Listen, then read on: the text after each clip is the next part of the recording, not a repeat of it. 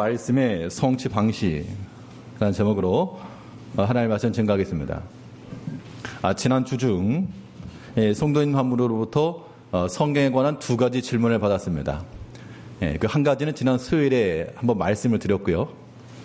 이 마태복음 1장에 보게 되면 이 예수님의 계보가 나오는데 그 중에 7절을 보니까 솔로몬은 르호보암을 낳고 르호보암은 아비야를 낳고 아비야는 아사를 낳고, 아비야가 아사를 낳았다. 그러면 아비야는 아버지고 아사는 아들이고, 근데 11개에 보게 되면 이 아비야에 관해서 그의 모친의 이름이 나오는데 그의 모친은 그의 모친은 아비살롬의 딸 마아가라. 그런데 그 아사에 관해서도 그의 모친은 아비살롬의 딸 마아가라. 엄마가 똑같네? 그럼 둘이 형제인가? 라고 생각이 들 수 있지만 여기서 말하는 모친 혹은 부친, 아들이라고 할 때는 실제로 아버지와 아들뿐만 아니라 손자까지, 또 아버지, 어머니, 모친을 말할 때도 어머니뿐만 아니라 할아버지, 할머니까지도 포함된다. 그렇기 때문에 여기서 아비야와 아사는 형제의 관계가 아니라 부자 관계가 맞습니다. 라고 하고 말씀을 드렸고, 사실 이거 어떻게 보면 그냥 지나칠 수 있는 부분인데 꽤 주의 깊게 들으신 겁니다. 또 한 가지 질문이 무엇이었는가 하면, 이걸 말씀드린 이유는 그렇게 질문하셨다는 얘기는 다른 분도 모른다는 얘기예요. 마태복음을 기록한 사람이 누구라고 그랬습니까? 마태였죠. 근데 이 마태에 관한 이야기하면서 마태의 이름이 다른 성경에 보면, 마가복음에 보면 레위라고도 나오고, 거기에 특별히 알페오의 아들 레위라, 마가복음 2장 14절에 보면 이 알페오의 아들 레위가 세관에 앉은 곳을 보시고 부르셨다. 알페오의 아들? 어디서 많이 들어봤는데, 예수님이 12제자 중에 베드로, 안드레, 야곱, 그 예수님의 12제자 그 노래 혹시 아십니까? 옛날에는 부르고 했었는데 요즘 학생들은 모를 것 같아요. 배안야요 빌바 이런 거 쓰면 배안야요 빌바 도마야다시유, 첫 글자입니다. 첫 글자. 그러면 마태가 알페오의 아들, 보면 알페오의 아들 야고보도 있는데, 그러면 두 사람이 알페오 아버지가 같으니까 형제입니까? 라고 하는 질문이었거든요. 이거 마찬가지로 야고보라고 하는 동일 명이 있지만 동일 인물 아니듯이 알페오라고 하는 이름은 같지만 동일 인물 아니기 때문에 형제는 아닙니다. 라고 답변을 드렸습니다. 이것도 마찬가지로 주의 깊게 들으셔서 그래요. 여기 계신 분들 중에 뭐 그런 얘기가 있었어, 그런 분도 계시겠지만 그래도 들으시고 질문을 주셔서 답변 드렸는데, 아무튼 성경 내용에 대해서 관심을 가지시고 이렇게 궁금한 게 있으면 물어보시면 제가 아는 건 친절히 답변해 드리고, 모르는 거는 연구하거나 물어봐서 또 답변 드리도록 하겠습니다. 아무튼 그 성경에 관심을 가지는 거니까 제가 쿠폰을 쏴드리겠습니다. 지난주 질문하셨던 분에게는 주중에 커피 쿠폰 쏴드리겠습니다. 오늘 본문 내용에서요, 오전에도 똑같은 본문이었는데, 그 고등학교 때 미션 스쿨이었는데 그 영어 선생님 한 분이 좀 독실한 크리스찬이었습니다. 그러니까 기말고사인가 그 마지막 문제에 영어 지문으로 뭘 냈는가 하면 시편 23편을 본문 그 지문을 딱 갖고 왔어요. 딱 보니까 시편 23편이거든요. 그 내용을 아는 사람은 그냥 딱 찍을 수 있는데, 그 23편을 내용을 가지고 요 내에서 문제를 맞춰봐라, 이게 빈칸됐던 문제가 기억납니다. 자, 오늘 이 18절에서부터 25절까지 이 본문을 하나의 문제라고 보시고, 오늘 여기 뭐 초등부서부터 노년까지 다 계시니까 오랜만에 또 전교인 대상으로 커피 쿠폰 문제 한번 내겠습니다. 자, 18절에서 25절까지 전체 맥락 중에서 이 전체 문맥을 관통하는 중요한 키워드가 하나 있습니다. 18절에서 25절까지 예수 그리스도의 나심에 관한 이야기인데, 이것을 이해하고 또한 설명하기 위한 가장 중요한 키워드가 있는데 그것이 무엇일까? 라고 하는 문제입니다. 뭐 본문 내용이야 뭐 다 아실 거니까 확실히 이거 중요한 거 아닌가요? 라고 혹시 생각되는 게 있으면 자신 있게 한번 손을 들어서 말씀해 보시기 바랍니다. 자신 있으십니다. 네. 임마누엘. 그렇습니다. 임마누엘. 임마누엘이라. 네. 네. 네. 예수를 알아. 적극적으로 너무 좋습니다. 임마누엘도 예수를 알아. 네. 성령으로. 네. 자, 네. 메시아. 이런 적극성을. 좋습니다. 이 답변을 안 하시면 김태희 집사한테 물어보려고 그랬는데, 다들 답변을 하셔가지고. 좋습니다. 지금 나온 이야기들 중에 임마누엘이 있었고요. 그 다음에 21절에 있는 내용이 있었고, 그 다음에 성령으로, 그 다음 메시아. 물론 이제 생각하기 나름인데, 출제자 의도, 제가 생각할 때 이 본문에 있어서 가장 중요한 포인트라고 했을 때 답이 그 중에 하나가 있습니다. 오늘 본문의 내용은 무엇입니까? 예수님이 태어나신 것은 동정녀 마리아에 의해서 탄생한 거죠. 즉 처녀의 몸에서부터 그리스도께서 오셨다, 이 내용인데, 그런데 여기서 말하는 것은 단순히 동정녀의 몸에서 예수님이 태어나셨다라고 하는 그러한 사실을 말하려고 하는 것이 아니라 그 이면 속에, 그러니까 임마누엘이라고 하는 것도, 혹은 메시아라고 하는 것도, 우리를 위해서 구원하신 예수가 났다라고 하는 것도 결과적으로는 무엇으로 인해서 이것이 실행된 것인가 하면 그 근본은 천으로 인한 잉태, 이것이 표면이 아니고 성령으로 잉태된 것이라, 이 얘기입니다. 자, 다시요. 우리 18절 말씀입니다. 우리 18절 말씀 한번 같이 읽어보겠습니다. 우리 18절 시작. 예수 그리스도의 나심은 이러하니라.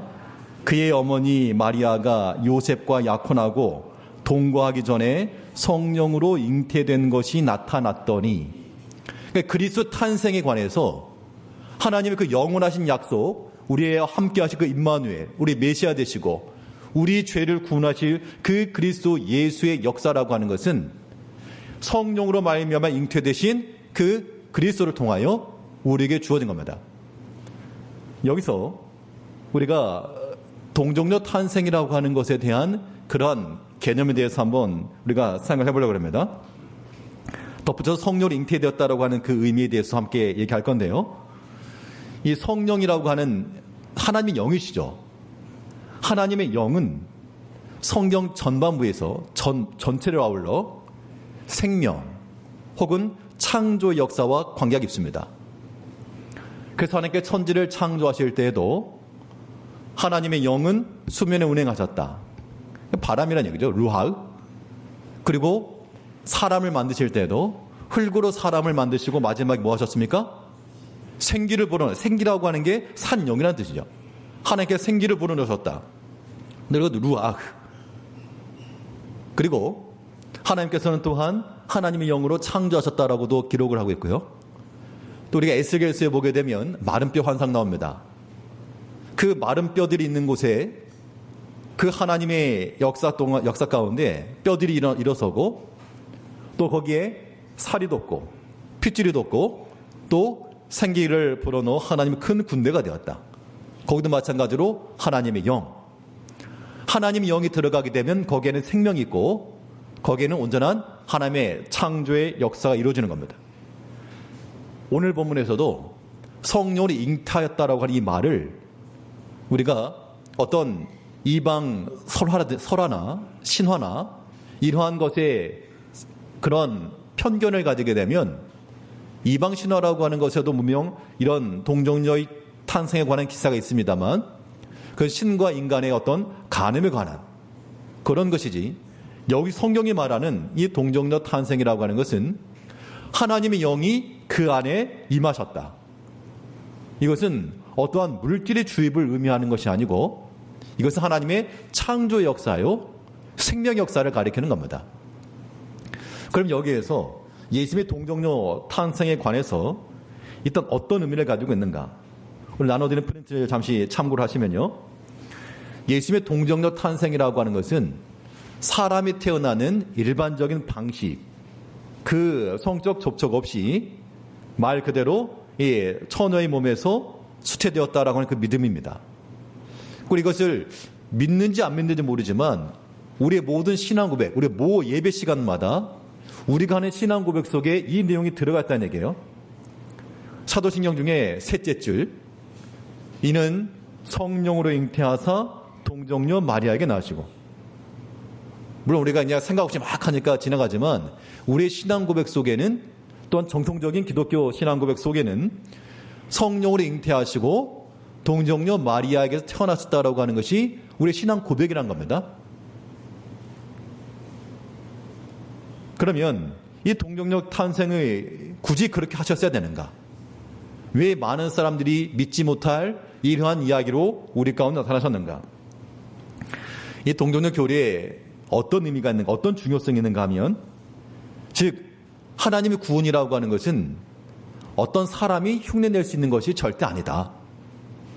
이 구원이 오직 하나님께로부터만 왔다라고 하는 것을 명확히 보여주는 겁니다.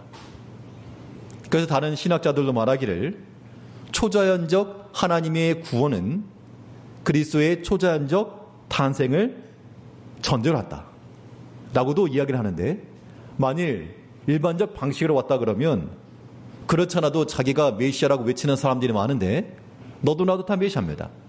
근데 우리가 그런 사람에 대해서 믿지 않는 이유는, 당연히 성경에서 말하기를 사람이 몸이 왔으나 사람이 혈통으로 나지 않은, 즉 사람으로 나지 않은, 사람이 육신의 계통을 따르지 않은 그러한 이가 메시아로 오실 것이었기 때문에 우리는 다른 사람을 믿는 것이 아니라 오직 성경에 있는 그리스도 예수를 믿는다는 겁니다.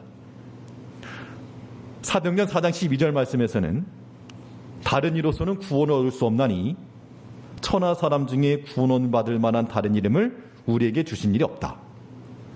그렇기 때문에 우리가 이 동정녀 탄생에 관한 이 기사를 보면서 이게 말이 돼? 라고 하는 것이 아니라 구원이 오직 하나님께로만부터 왔고 이런 초자연적인 능력으로 다른 어떤 사람도 아닌 오직 하나님께로부터만 온 구원이다라고 하는 것을 우리는 이해를 하면 되는 겁니다. 그러면 사실 이런 것에 대해서 반대하는 사람들이 많죠. 또 반박의 논지들 많이 있습니다. 그 가운데 여러 개 많이 있는데 우리나라의 그 역사에도 봐도 무슨 알에서부터 태어난 사람도 있고요. 그렇잖아요. 또 이 석가모니도 마야 부인이 코끼리가 옆구리로 들어가지고 낳았고, 그러면 그것도 다 그렇네? 똑같은가? 그런 것은요, 우리가 그런 다른 설화와 예수님의 동정 탄생의 차이점이 무엇인가 하면, 똑같이 그들도 처녀의 몸에 태어났다 혹은 그러한 인간의 모습이 아닌 다른 형체로 태어났다라고 말하지만 결국 그 모든 설화에 나오는 이들은 다 사람이죠. 사람입니다. 그 누구도 우리를 구원하기 위해서 자기 몸을 버려 죽은 이가 없고, 그 누구도 그런 동정녀의 몸에서 태어났다라고 주장하는 그들이 죽었다가 다시 살아난 이도 없습니다. 그들은 온전한 사람으로 태어났다 사람을 죽은 것이죠. 그러나 예수님은요, 예수님은 그가 죄 없이 태어나셨고 우리 구원을 위해서 그가 죽으셨고 또한 다시 살아나셨다라고 하는 것까지가 우리 함께 믿는 겁니다. 그렇기 때문에 다른 설화에서 나왔다 해서 똑같은 게 아니고, 또 누군가가 나타나가지고 나도 동정녀에 태어났다라고 주장한다고 해서 그게 또 그렇게 믿을 수 있는 것은 아니라는 겁니다. 분명한 것은 우리는 성경에 나와 있는 그대로 이 모든 구원이라고 하는 것이 오히려 이 처녀의 몸에서 일반적이지 않은 방식으로 예수님께 태어나셨다라고 하는 기사는 우리 구원에 대한 더 확증을 주는 겁니다. 그렇지 않았다면 정말 수많은 그런 이단들이 일어났을 것인데, 오직 천하 사람 중에 구원받을 만한 다른 이름을 주지 않고 오직 그리스도 예수에게만 주셨다. 이것이 이 동정녀 교리의 중요성이라고 하는 겁니다. 그럼 이걸 반대하는 사람들은 어떤 입장을 가지고 있는가 하면, 이 동정녀 탄생이라고 하는 게 신약에 마태복음하고 누가복음 단 두 군데 나온다. 사복음서 중에도요, 마가복음서를 가장 먼저 기록되었다. 그렇게 보통 이야기를 합니다. 그러니까 마가복음이 없는데 이거 마태복음과 누가복음에 이게 아무튼 뭐 중요하지 않다. 그렇게 말하는 견해가 있는데 바울 사도가 그러면 그렇게 중요한 교리였으면 왜 동정녀 탄생을 얘기하지 않았겠느냐?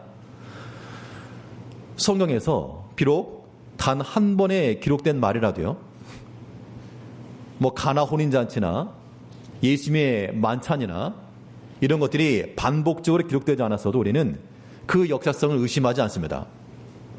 마찬가지 논리로 이 동정녀 탄생에 관한 기사가 마태복음과 누가복음 두 차례나 기록되어 있는 거고요.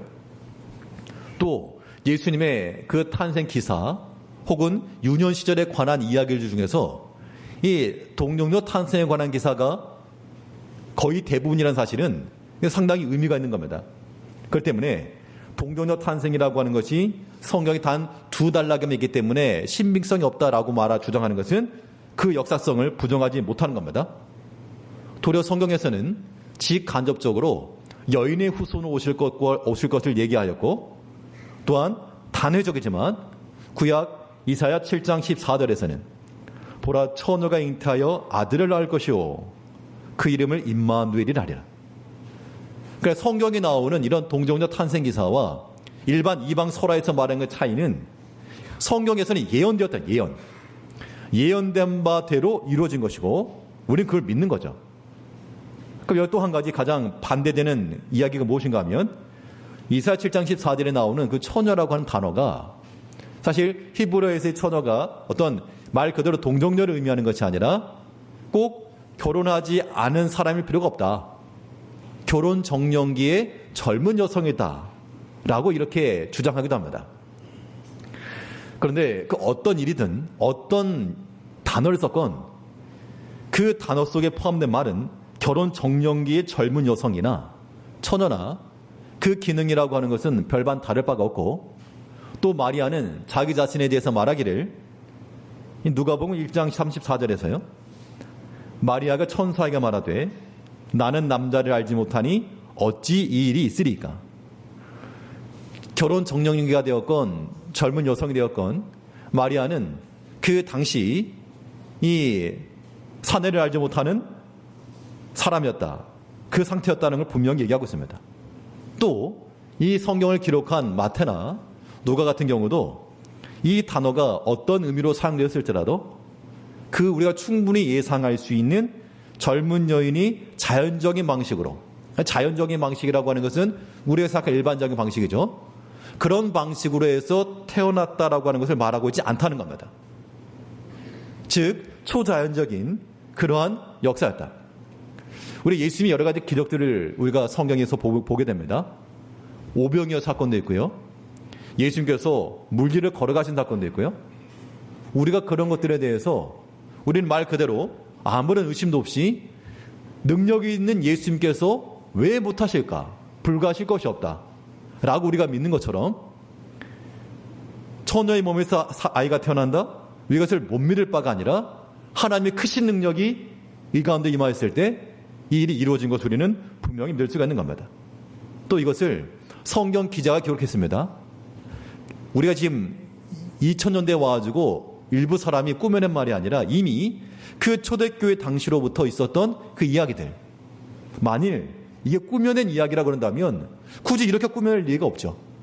분명히 목격한 자와 목도한 자의 그런 증언들에 의해서 우리가 기록된 것을 우리가 믿는 겁니다. 또 하나의 신학적 의미는 그럼 동정녀 탄생 그러면 어떻게 온전한 사람일 수 있을까? 완전한 그리스도의 인성을 반영하지 못한다라고 그렇게 주장하는 견해에 대해서는 첫사람 아담과 하와를 생각하면 됩니다. 아담과 하와도 사람에게서부터 태어난 육신의 부모는 없었지만 온전한 사람으로 하나님께서 만드신 것처럼 동정녀의 몸을 통해서 태어나신 예수님도 그의 부의 혈통은 없었으나 온전한 사람이다라고 하는 것을 의심할 이유가 하나도 없다. 그래서 우리는 첫사람 아담을 지으신 하나님께서 창조입니다. 창조. 둘째 아담 대신 예수님도 하나님의 영으로 성령이 잉태하심으로써 온전하게 하신 것이 분명합니다. 이 믿을 수 없는 교리를 우리가 어떻게 할 것인가? 우리는 성경에서 말한 그대로 다른 사람의 생각, 어떤 논리, 우리 이걸 따르지 않고 하나님께서 왜 이런 방식을 택하셨는가? 이것이 우리를 위한 하나님의 유익함이었다라고 하는 것을 우리가 인정하면 되는 겁니다. 또 여기 한 가지예요. 그럼 예수님께서 동정녀 탄생하신 것과 성육신이 같은 것인가? 여긴 약간 차이점이 있습니다. 예수님의 성육신이라고 하는 것은 성부, 성자, 성령 삼위일체 대신 삼위일체의 제2인격 대신 예수님께서, 성자 예수님께서 사람의 몸을 입고 오신 그것을 말한 것이고요.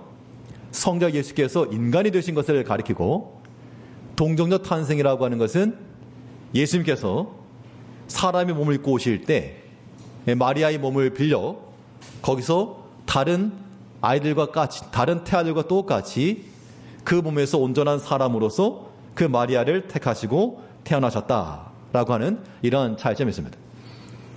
그럼 이 교리에 있어서의 유익함이 무엇인가?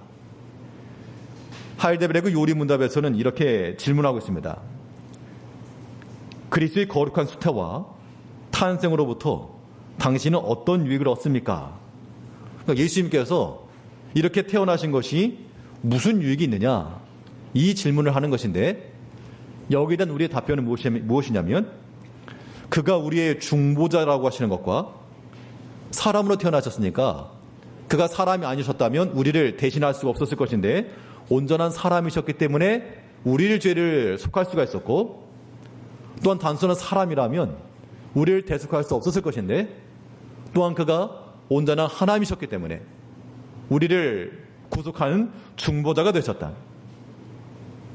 또 그의 순수하심과 온전한 거룩하심이 하나님 앞에서 내가 타고난 나의 죄를 덮으시는 유익을 얻습니다. 결국 그리스도의 동정녀 탄생이라고 하는 것은 우리의 중보자로 오시는 그런 하나님의 방법이었다는 겁니다. 그때 우리는 이 동정녀 탄생에 관한 기사를 보면서 믿지 못할 것으로 여기는 것이 아니라 우리의 중보자로 보내신 온전한 하나님이시면서 온전한 사람으로 오실 수 있는 이러한 아름다운 길을 주신 하나님, 우리는 찬양하는 겁니다. 그 유익이 무엇인가? 내가 타고난 나의 죄를 덮으시는 유익을 얻습니다.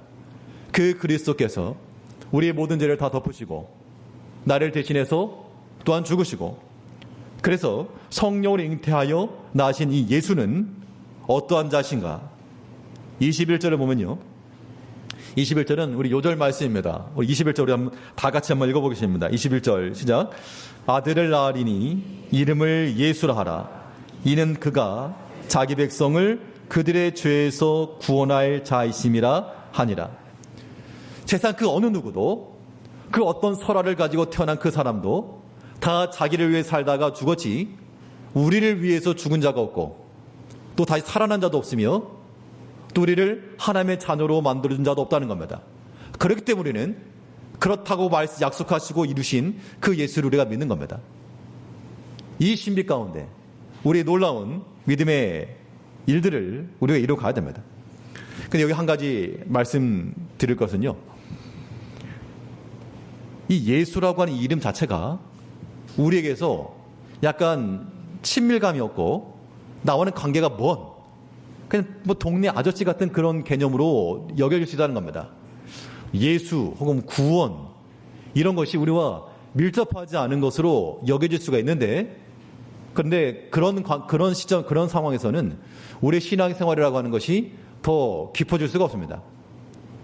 우리는 분명히 깨닫기를, 우리의 모든 삶 가운데서 나를 위해서 오신 이와, 그러니까 이것도 어떤 관점에서 이해하셔야 되는가 하면, 사랑하는 부모님, 또 사랑하는 자녀, 이 관계성 속에서 우리가 이해를 하면 돼요.